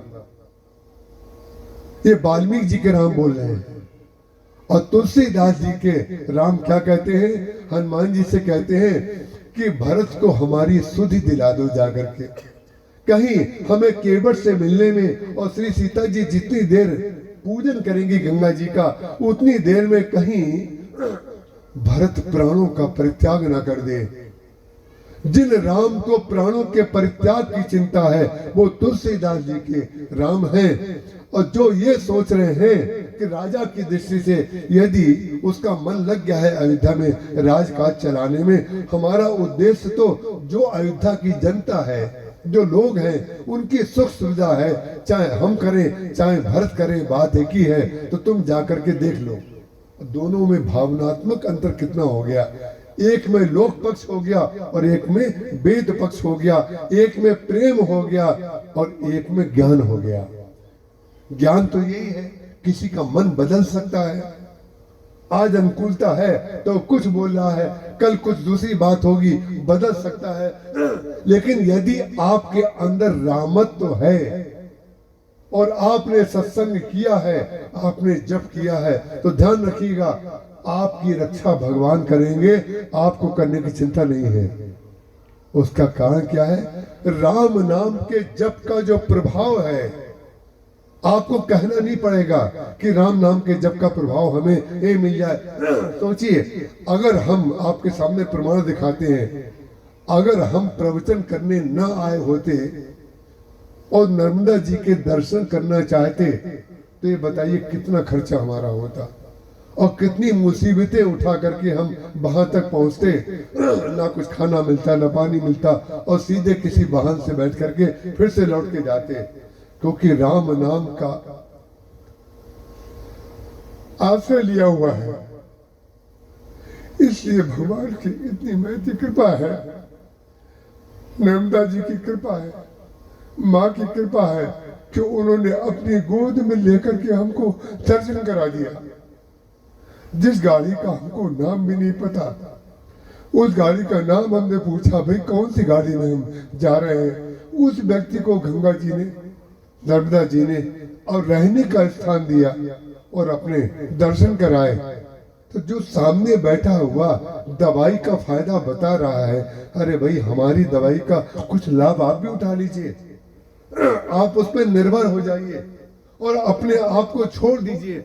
छोटा सा बालक होता है जो बोलना भी नहीं जानता, अपनी माँ से रोटी भी नहीं बोल सकता, दूध भी नहीं बोल सकता, एक ही भाषा जानता है बच्चा कि जब उसको दर्द होता है तो रो देता है, भूख लगती है तो रो देता है, सोने की इच्छा होती है तो रो देता है। लेकिन उसकी माँ जो है उसके रोने का अलग अलग अर्थों में ज्ञान जानती है। इस समय बच्चा क्यों रो रहा है, उसको भूख लग रही है तो उसको दूध पिला देती है, सोने की इच्छा है तो उसको सुला देती है, जो उसकी इच्छा होती है उसकी पूर्ति कर देती है। भगवान जो लीला करते हैं वो भक्तों के लिए करते हैं, उनके जीवन में शुद्ध सच्चिदानंदमय कंद भानु कुल केतु चरित्र करत नर अनुहरत।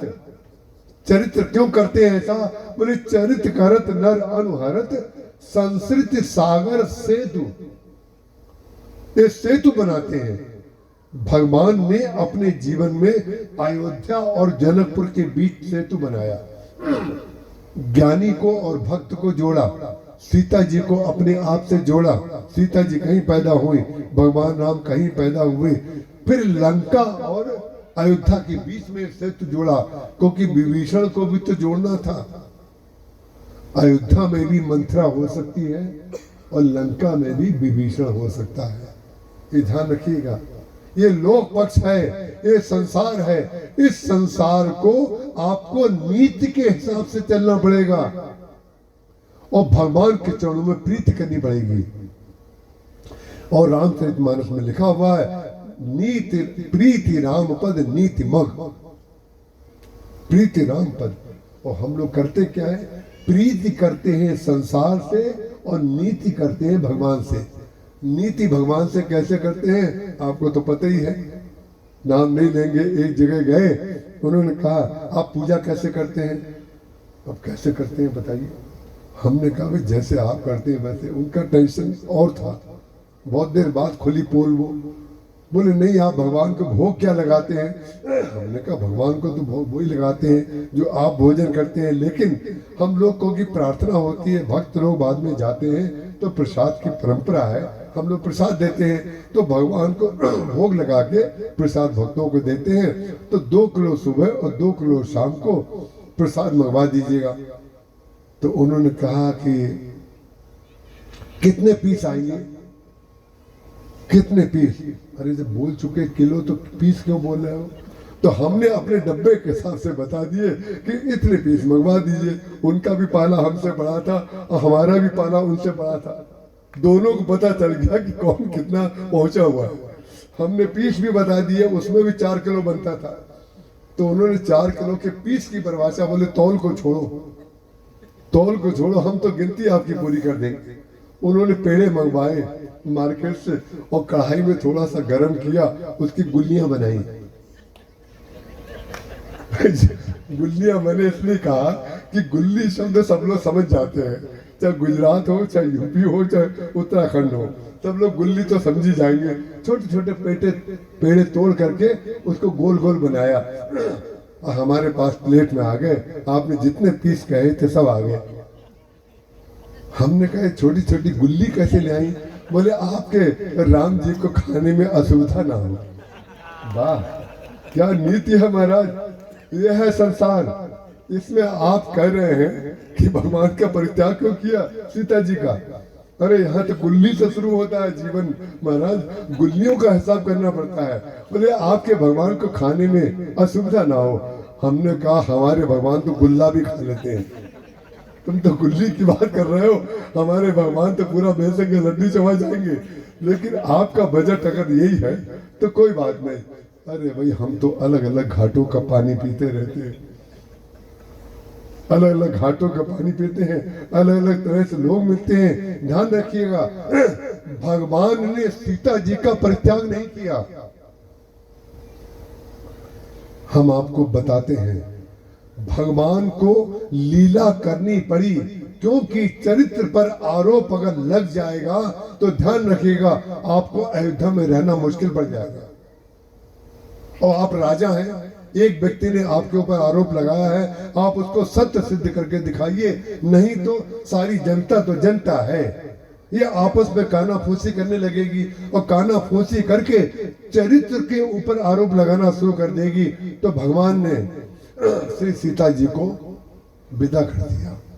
जब विदा कर दिया तो लौकिक दृष्टि से विदा हो गए, लेकिन आपको पता है जब वाल्मीकि रामायण में वर्णन आता है भगवान राम का श्री सीता जी के प्रति प्रेम देखिए और श्री सीता जी का भगवान राम के प्रति प्रेम देखिए।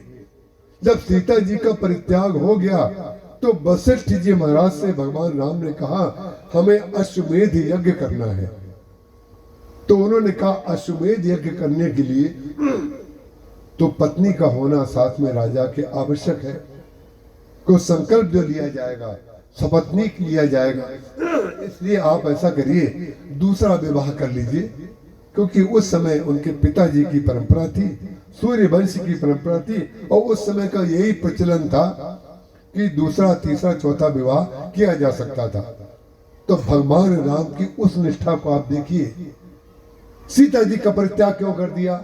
सुनी सुनाई बात को सुन रहे हैं और दूसरों को सुना रहे हैं, दुखी हो रहे हैं और दुखी कर रहे हैं। जो तटिया बाबा के स्वामी जी ने कहा आपसे बाद में मिलेंगे, आप किनारे हो जाइए, तो बाद में मिलने का तात्पर्य उनके हृदय में हमारे प्रति जो प्रेम है उसको देखिए। भगवान राम ने सीता जी का परित्याग कर दिया, निकाल दिया, लेकिन उनका प्रेम देखिए। जब वशिष्ठ जी ने कहा कि राम तुमको दूसरा विवाह कर लेना चाहिए ताकि अश्वमेध यज्ञ की प्रक्रिया पूरी की जा सके, तुम्हारे मन में संकल्प आया है तो जरूर करो। उन्होंने कहा हम अश्वमेध यज्ञ भी करेंगे और दूसरा विवाह भी नहीं करेंगे। ये है भगवान राम। आप कौन से भगवान राम की बात आपने सुन रखी है? उन्होंने कहा दूसरा विवाह भी नहीं करेंगे और सीता जी को बैठा करके ही हम अश्वमेध यज्ञ करेंगे। कैसे करोगे? भगवान राम राजा थे, उन्होंने आज्ञा दी कि सोने की सीता जी की प्रतिमा बनाई जाए। और प्रतिमा पूज्य वो होती है जिसकी प्राण प्रतिष्ठा पहले की जाती है। और प्राण प्रतिष्ठा जो होती है वेद मंत्रों से जो कराते हैं ब्राह्मण लोग, वो तो वैदिक रीति है, वो तो वेद पक्ष है। लेकिन लोक पक्ष का खुलासा महाराज श्री राम किंकर जी ने किया। बंबई में एक सोमानी जी रहते थे, अब तो उनकी तीसरी चौथी पीढ़ी संभवतः होगी। उनके यहाँ भगवान राम और से सीता जी, हनुमान जी, लक्ष्मण जी की मूर्ति का मंदिर बनाया गया। उन्होंने कहा महाराज जी प्राण प्रतिष्ठा हमें करानी है, कुछ ब्राह्मणों का नाम बता दीजिए। महाराज जी ने बनारस के 5 ब्राह्मणों का नाम बता दिया, एक आचार्य का बता दिया, इनसे कह दीजिए वो अपने साथी ले आएंगे। 3 दिन तक प्राण प्रतिष्ठा हुई। चौथे दिन महाराज जी को जाना था। महाराज जी वहां पहुंचे, प्राण प्रतिष्ठा हो गई, ब्राह्मण विदा हो गए। तो उन्होंने कहा महाराज जी आपकी कृपा से प्राण प्रतिष्ठा तो हो गई। तो महाराज जी ने कहा प्राण प्रतिष्ठा की प्रक्रिया हुई है, खूब ध्यान से सुनिएगा। बोले प्राण प्रतिष्ठा की प्रक्रिया पूरी हुई है, प्राण प्रतिष्ठा तो अब तुम करोगे। जिजमान से कहा ये प्राण प्रतिष्ठा की वैदिक प्रक्रिया पूरी हो गई, लेकिन जब तुम भगवान से प्रेम करोगे, उनकी सेवा करोगे, तो प्राण की प्रतिष्ठा मूर्ति में भगवान का भक्त करता है। वैदिक पद्धति चलती रहे इसलिए ब्राह्मण को बुलाया जाता है और वेद मंत्रों की परंपरा है इसलिए कराया जाता है। उसका कारण क्या है? आप वेद मंत्र के द्वारा प्राण प्रतिष्ठा करा दे और आप भगवान के दर्शन करने ना जाए। तो लाकर में और भगवान की मूर्ति में क्या अंतर है? लोहे की अलमारी अंदर रखी हुई है, साल भर में कभी जाते हैं, ऐसे ही पत्थर की मूर्ति रखी हुई है। आप जो भगवान को भोग लगाते हैं, आप जो भगवान को सुलाते हैं, आप जो भगवान को जगाते हैं, गर्मी में सूती कपड़ा उड़ाते हैं, सर्दी में शॉल उड़ाते हैं और सर्दी में उनको ऊनी वस्त्र सिलवाते हैं। ये क्या है? अरे हम दिन भर इसकी चर्चा करते हैं। अभी अभी हम आ रहे हैं ऋषिकेश से, कुछ दिन पहले की बात है। श्रीकांत जी ने कोई माता फरीदाबाद से बड़े दिव्य वस्त्र लेकर के आई, ऊनी, 2-2.5 महीने पहले की बात है, वो लेकर के आई थी। हम जब आ रहे थे उससे 3 दिन पहले की बात है। देखिए भगवान अपने भक्त की बात कैसे सुनते हैं और उसके भक्त की लाज कैसे रखते हैं। हमारे भगवान और वस्त्र लेकर के आई फरीदाबाद से वो, और वो ऐसे सज्जन है जब आ जाते हैं तब मुझे सूचना देते हैं कि मैं आया हूं, आप किस समय मिलेंगे। हमें पता भी नहीं। एक दिन पहले ठंड, जैसे आज कम ठंड है, कल ज्यादा थी, आप लोगों को भी अनुभव हो रहा होगा। तो उस दिन ज्यादा सर्दी पड़ी, श्रीकांत जी ने ऊनी वस्त्र पहना दिए। तो मैंने उनसे कहा, मैं भूल गया, मैंने कहा ये वस्त्र कौन लेकर के आया था, फिर याद ही नहीं आ रहा था। और दूसरे दिन जो वस्त्र लेकर के आया था उसको बुला लिया भगवान ने। वो दोनों लक्ष्मी नारायण जी मल उनका नाम है, फरीदाबाद में रहते हैं, बड़े विशिष्ट आदमी हैं। और जिसने सेविका ने वस्त्र बनाए थे, संजोग से वो भी साथ में आई, वो भी साथ में आई। बिहार की रहने वाली है वो, ममता उसका नाम है, वो भी साथ में आई। तो जब वस्त्र देखे तो उन्होंने कहा, अरे आपने वस्त्र पहना दिए। तब मुझे पता चला कि ये लेकर के आई थी वस्त्र।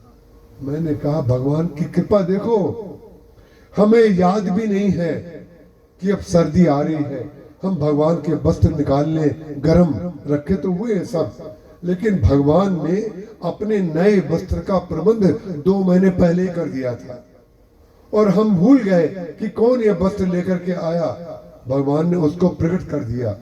भगवान अपने भक्त को प्रकट करते हैं और भगवान का भक्त भगवान को प्रकट करता है। ध्यान रखिएगा, भगवान की प्राण प्रतिष्ठा आप करेंगे। आप रोज मंदिर में जाइए, दर्शन करिए। जब आपके यहाँ बच्चों का जन्मोत्सव हो या आपकी शादी की सालगिरह हो, तो उस समय कुछ धर्म कर्म करें या ना करें, आप पुजारी जी से कह दीजिए कि भाई इतने रुपए हम देते हैं, इतने रुपए में किसी माली से कह करके भगवान का आज श्रृंगार कर देना। ध्यान रखिएगा, सिया रानी का अचल सुहाग रहे, राजा राम जी के सिर पर ताज रहे। आपका सौभाग्य हमेशा बना रहेगा, क्योंकि आपको भगवान की चिंता है। आपके सौभाग्य के साथ जब भगवान का श्रृंगार जुड़ जाएगा, आपकी मांगलिकता के साथ जब भगवान का श्रृंगार जुड़ जाएगा, तो आपका सौभाग्य कौन उजाड़ सकता है? हमेशा बने रहेगा। भगवान आपके निकट रहेंगे। तो भगवान ने जब सोने की प्रतिमा बनाई सीता जी की, तो उसकी प्राण प्रतिष्ठा हुई। जब प्राण प्रतिष्ठा हुई और यज्ञ पूरा हो गया, और जब पार्थिव प्रतिमा बनाई जाती है, एक होती स्थिर प्रतिमा, एक होती पार्थिव। सावन वगैरह में जब हम लोग शंकर जी का अभिषेक करते हैं तो पार्थिव शिवलिंग बनाया जाता है मिट्टी का। तो पार्थिव मूर्ति जो होती है उसके विसर्जन का विधान है, पूजन करने के बाद विसर्जित की जाती है। तो विसर्जन का जब संकल्प श्री राम ने लिया, तब वो मूर्ति सीता जी की बोल पड़ी। कितना हृदय विदारक दृश्य है। सीता जी की मूर्ति में से आवाज आई, स्वर आया कि हम आपसे बहुत प्रेम करते हैं, आपने हमारा परित्याग कर दिया लोक मर्यादा के लिए, हमने उसको शिरोधार्य कर लिया। अब जब आपने दोबारा से अश्वमेध यज्ञ करने के लिए हमारे मूर्ति की प्राण प्रतिष्ठा की, तो हमारा प्राण इसमें आ गया। कृपा करके अब हमारा विसर्जन मत करिए। क्या जिस बात को कहते हुए हमारा हृदय भावुक हो रहा है, क्या भगवान राम का हृदय भावुक नहीं हुआ होगा? भगवान राम ने कहा, नहीं सीता, इस समय मैं मर्यादा पुरुषोत्तम राम हूं। इस समय तो मुझे विधान का ही पालन करना पड़ेगा, वेद का ही पालन करना पड़ेगा। लेकिन जब लोक संग्रह का अवतार होगा, जब हम मर्यादा का ध्यान नहीं रखेंगे, हम भक्तों की भावना के ध्यान रखेंगे, जब कृष्ण रूप में मैं जब अवतरित होऊंगा, तो जिन ऋषि मुनियों ने चित्रकूट में और दंडका रण में भगवान को गले से लगाने की इच्छा प्रकट की थी, तो भगवान ने कहा था, मैं इस समय मर्यादा पुरुषोत्तम हूँ, गले से लगा लूंगा तो मर्यादा का हनन हो जाएगा। लेकिन मैं आपको वचन देता हूँ, जो सीता जी को वचन दिया, वो ऋषि मुनियों को वचन उन्होंने दिया, जब मैं कृष्ण बनूंगा तो जितने ऋषि मुनि थे उनसे कहा, आप लोग गोपिकाएं बनेंगी। और सीता जी से कहा, जब मैं कृष्ण बनूंगा द्वापर में, तो आप राधा बनेंगी, राधा। उस समय मेरा मर्यादा का अवतार नहीं होगा, तो आपकी जितनी इच्छा है और ऋषि मुनियों की जितनी इच्छा है, गोपी और राधिका के रूप में मैं पूर्ण करूंगा। मैं आपको वचन देता हूं। उसका कारण क्या है? जब वेद का पालन करते हैं भगवान, लोक वेद मुद मंजिल कूला, तो मर्यादा का पालन करना उनका कर्तव्य होता है। जैसे डॉक्टर ये जानता हो कि 2 घंटे का इसका जीवन बचा है, लेकिन फिर भी नाक में नली लगाए बगैर वो नहीं छोड़ेगा, इसलिए क्योंकि वो डॉक्टर है। ये हमने अपने गुरुदेव के जीवन में देखा है। महर्षि ने कहा था, मुझे कोई दवा ना दी जाए। ध्यान रखना, बंबई छोड़ के महाराज जी अयोध्या आ गए। डॉक्टर को सख्त रूप से कह दिया, कोई दवा न दी जाए, कोई हमारी शरीर के साथ छेड़छाड़ ना की जाए। 29 दिन तक महाराज जी अयोध्या रहे, शरीर का त्याग कर दिया।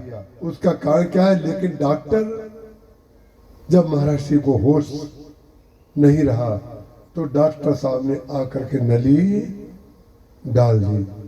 हम लोगों ने बहुत मना किया, महाराज जी ने मना किया है। तो उन्होंने कहा नहीं, आप महाराज जी के भक्त हैं और मैं डॉक्टर हूं।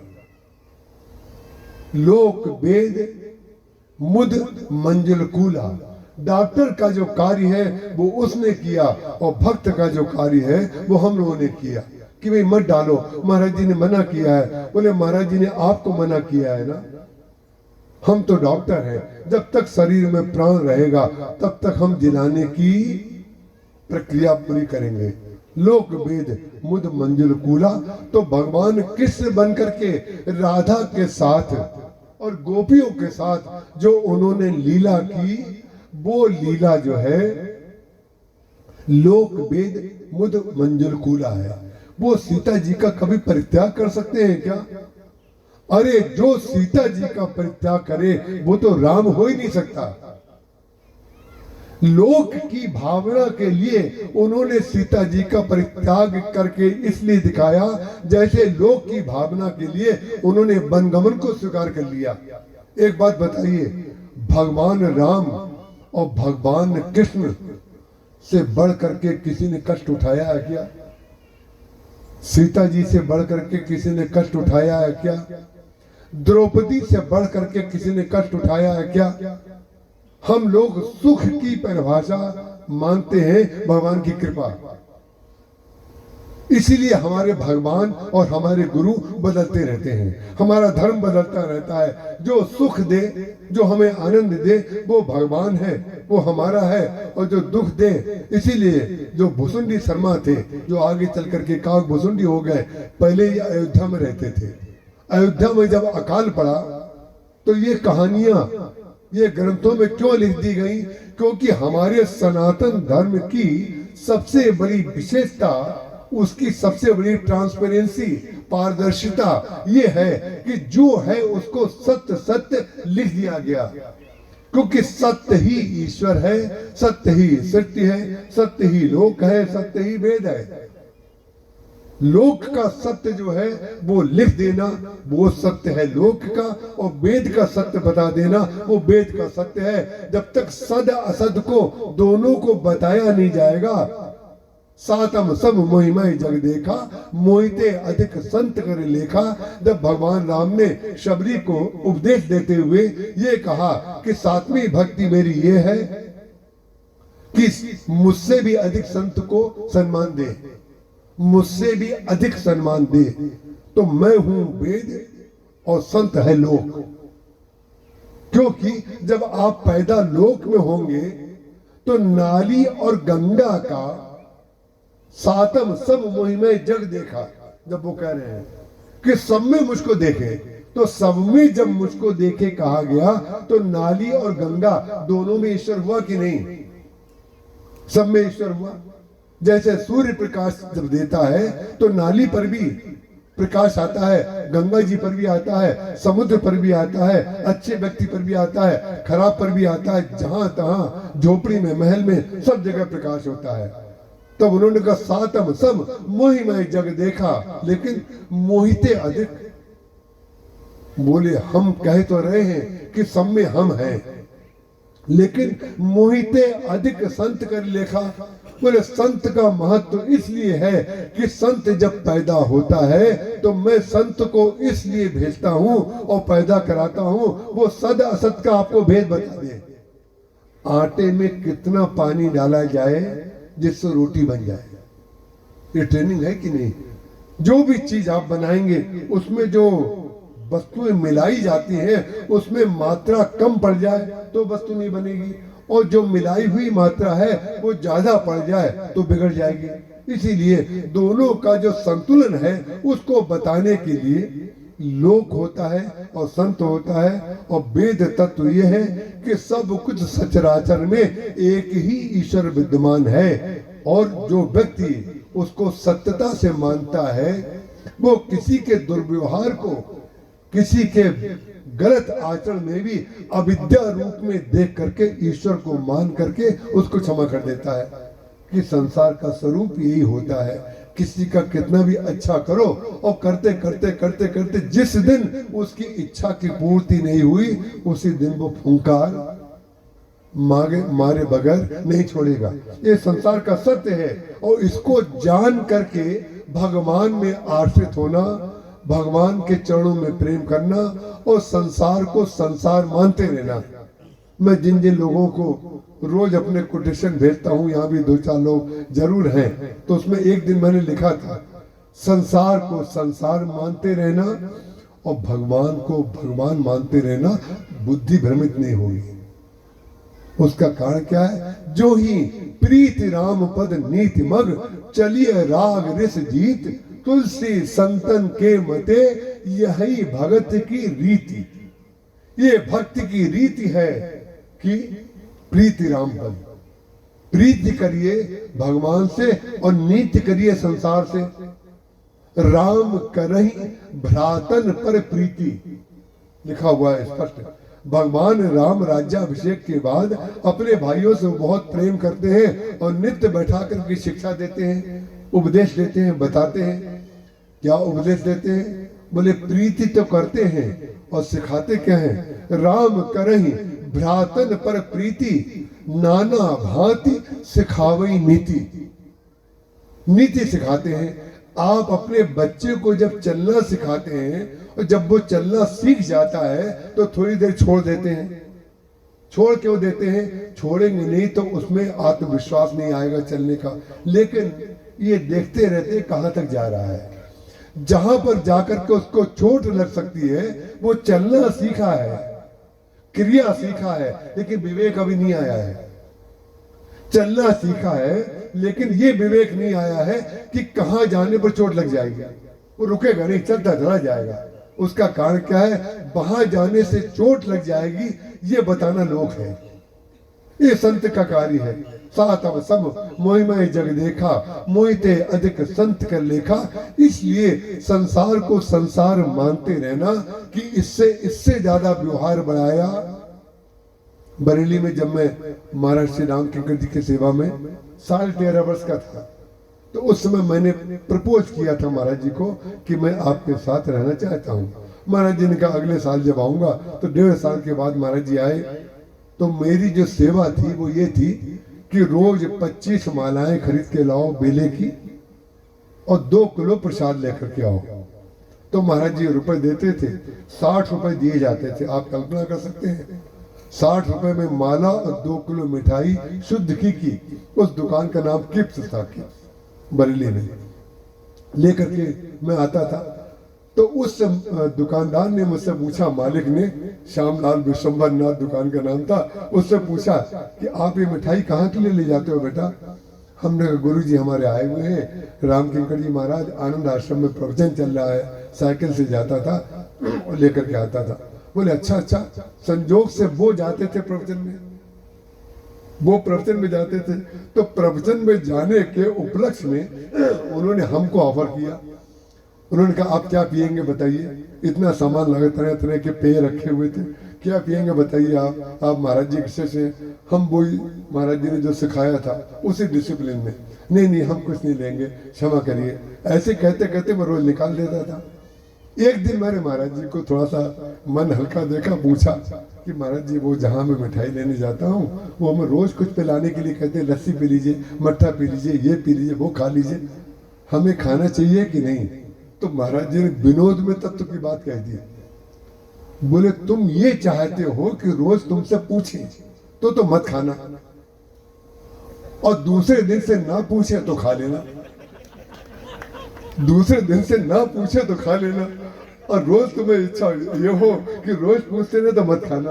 उसका कारण क्या है? ध्यान रखिएगा, संसार जो वस्तु देने के लिए कह रहा है उसकी इच्छा जिस दिन आप करेंगे उस दिन वो देगा भी नहीं, आलोचना और करेगा। ये सीखा जाता है संतों के चरणों में रह करके। संसार तो ये सिखाता है कि दरवाजे के रास्ते से ना मिले तो खिड़की में से ले आओ, और खिड़की से भी ना मिले तो वेंटिलेटर में से छिपकली की तरह घुस जाओ और अंदर से खा के निकल जाओ। लेकिन संतों क्या ये नहीं बताया जाता है? संतों क्या शहंशाह बनाया जाता है आदमी को, शहंशाह। उसका कारण क्या है? जो चीज छूटनी है उसको छोड़ा दिया जाता है, जो मिलनी ही नहीं है उसको मुंह में लगाया ही नहीं जाता है, बोले ये मिलेगी नहीं, ये मिथ्या है, इसका स्वाद लिया नहीं और स्वाद देने वाला खुद ही हटा लेगा। ये सत्य है। ये लोक वेद मुद मंजुल कूला, ये रामचरितमानस का जो दिव्य स्वरूप है। हमने आपके सामने देखिए एक प्रश्न पुरोहित जी ने किया था। प्रश्न हमने पहले इसलिए नहीं कहा कि पहले कह देंगे पुरोहित जी कहीं किसी बात से नाराज होकर बीच में उठ के न चल दे, तो मुझे टेंशन भी बहुत रहता है श्रोताओं का। अरे भाई हम सबसे डरते हैं। और महाराज जी मुझसे, मेरे गुरुदेव बड़े प्रसन्न रहते थे कि एक गुण महाराज जी को मुझ में बहुत दिखता था, मैं क्षमा बहुत जल्दी मांगता हूँ। जितनी बार क्षमा शायद मैंने मांगी होगी उतनी बार शायद ही किसी ने क्षमा मांगी होगी। कोई भी गलती मुझसे हो जाए तो सॉरी तो आप लोग बोलते हैं, हम तो शुद्ध हिंदी बोलते हैं, भाई हमसे क्षमा करना, हमसे गलती होगी। चाहे कुली से चाहे एयर होस्टेस से तुरंत मैं कह देता हूँ। एक एयर होस्टेस के सामने तो मैंने कहा तो उसने कहा कि स्वामी जी ऐसा करिए, जब सारे मुसाफिर निकल जाएं उसके बाद आप निकलिएगा। तो मैंने कहा पता नहीं क्यों ऐसा कह रही है भाई। हमने कहा भी हम तो सबसे बात मानते हैं, हमने बात मान ली। उसने जाके कैप्टन को बुलाया, उससे उसकी मित्रता रही होगी, उसने सेल्फी ली, बोले हमने आप जैसा व्यक्ति नहीं देखा कि आप मुझे तीसरी बार मिले हैं और 2 बार आपने हमसे क्षमा मांगी, और केवल इसलिए कि आपने अपनी बोतल को अपनी सीट पे पानी की बोतल को रख लिया था और मैंने रखते देख लिया था। हमने इसलिए रख लिया, अभी पाँव नीचे है और सामने पॉकेट जो रहती है उसमें कहीं पॉकेट खराब ना हो जाए, इसलिए मैंने उसमें नहीं रखा। बोले आपने सही काम को भी करते समय हमसे क्षमा मांगी, इसलिए आपके स्वागत में हम आपकी सेल्फी लेते हैं। कैप्टन को भी बुलाया, खुद भी खड़ी हुई दोनों। कहने का तात्पर्य यह है अपनी गलती को मानते रहने में बड़ा लाभ है, हानि कभी हो ही नहीं सकती। आप अपनी गलती की सॉरी कह दीजिए, आपको लाभ ही लाभ होगा, और अकड़ के खड़े होंगे तो कोई पास नहीं आएगा। इसलिए रामचरितमानस ये दिव्य ग्रंथ है, इसको पढ़ना चाहिए, बच्चों को पढ़ाना चाहिए। ये सबसे बड़ी आपकी दक्षिणा होगी। अगर आप एक दोहा 8 लाइनों का अपने बच्चों को पढ़ करके बताएं तो आप इस धरती की बहुत बड़ी सेवा करेंगे। इस सनातन धर्म की, भगवान की बड़ी भारी भक्ति का कार्य सबसे बड़ा ये है, आरती करना भूल जाए वो चल जाएगा, लेकिन बच्चों को एक दोहा पढ़ के सुनाइए, एक दोहा करके पढ़ के सुनाएंगी। ये अरे भाई आप सब बच्चे रहे होंगे कि नहीं कभी ना कभी, तो आपके दादा ने, आपकी नानी ने, आपके किसी न किसी बड़े ने आपको कोई ना कोई प्रकार का संस्कार डाला होगा। जैसे आप लोग हैं ऐसे ही मैं उन बच्चों के लिए कह रहा हूँ। मुझे बड़ी चिंता रहती है आगे होगा क्या, इसलिए आवश्यक है उन बच्चों के अंदर साम दाम दंड भेद चाहे जैसे हो उनको सिखाना चाहिए, पढ़ाना चाहिए, ताकि ये पंडाल भरा रहे, सिया रानी का अचल सुहाग रहे, राजा राम जी के सिर पर ताज रहे। राजा राम जी के सिर पर ताज रहे, सिया रानी का अचल सुहाग रहे। राजा राम जी के सिर पर ताज रहे, सिया रानी का अचल सुहाग रहे।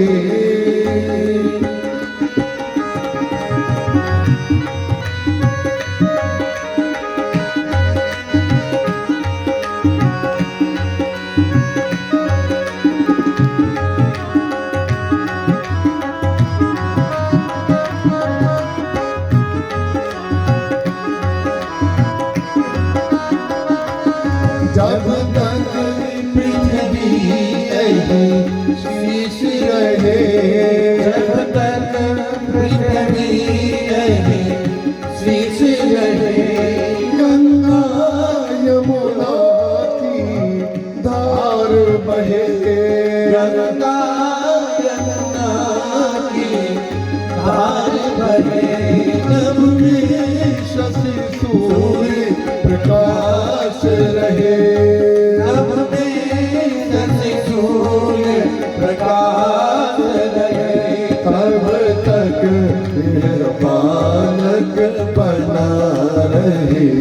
तब तक यह बालक बना रहे।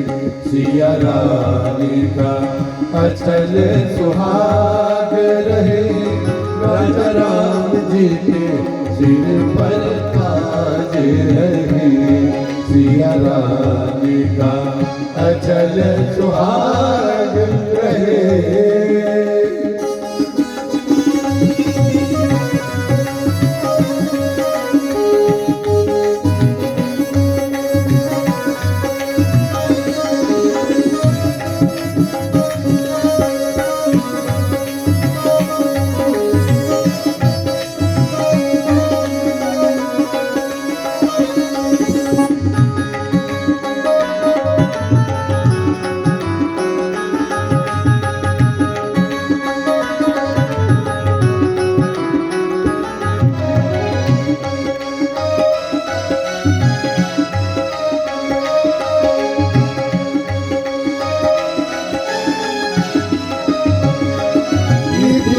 बना रहे नित बनी रहे।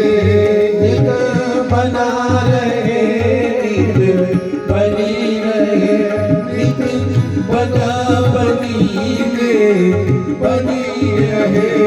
नित बना बनी में बनी रहे। वो सुहाग रहे सिर ताज रहे।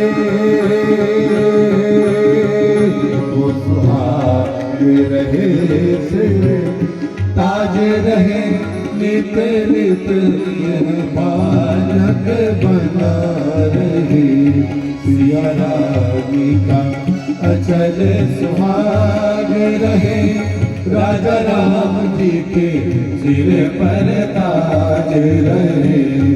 सिया रानी का अचल सुहाग रहे।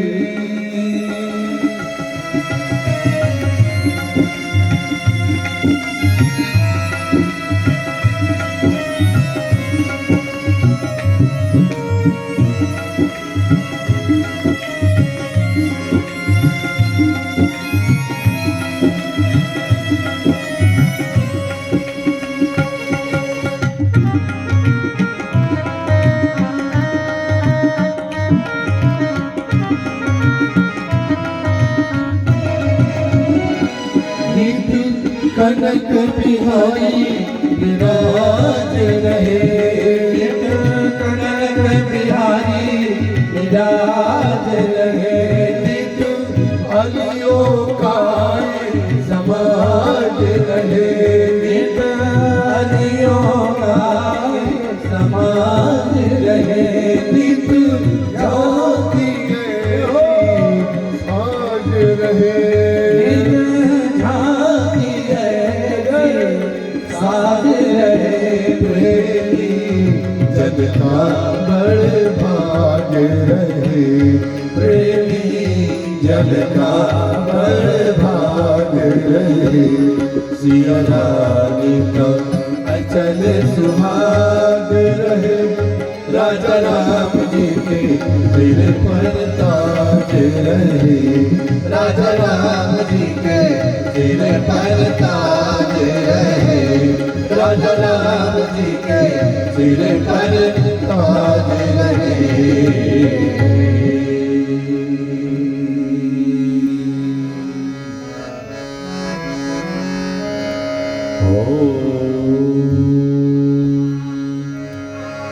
चंद्रमा मनसो जात सखो सूर्यो जायत। श्रोता वायुषपारसमुखा गगनगायत। आरती श्री राम यन जी की धरती करी ललित। सिया की आरती श्री राम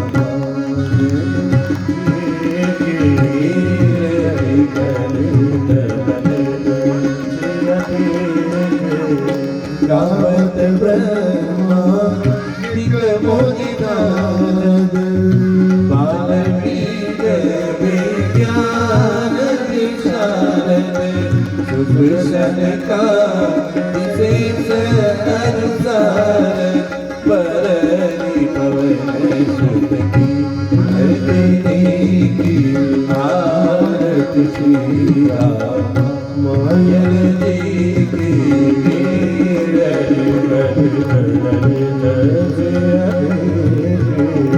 गावत वेद पुराण दस छयो सार सब ग्रंथन को मुनि जन धन संतन को सर्वत सार आरती श्री राम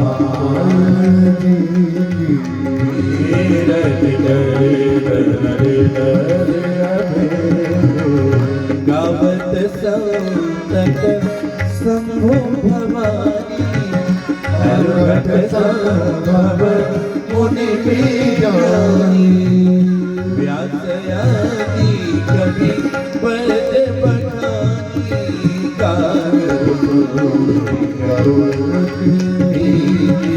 आरती श्री राम मायल जी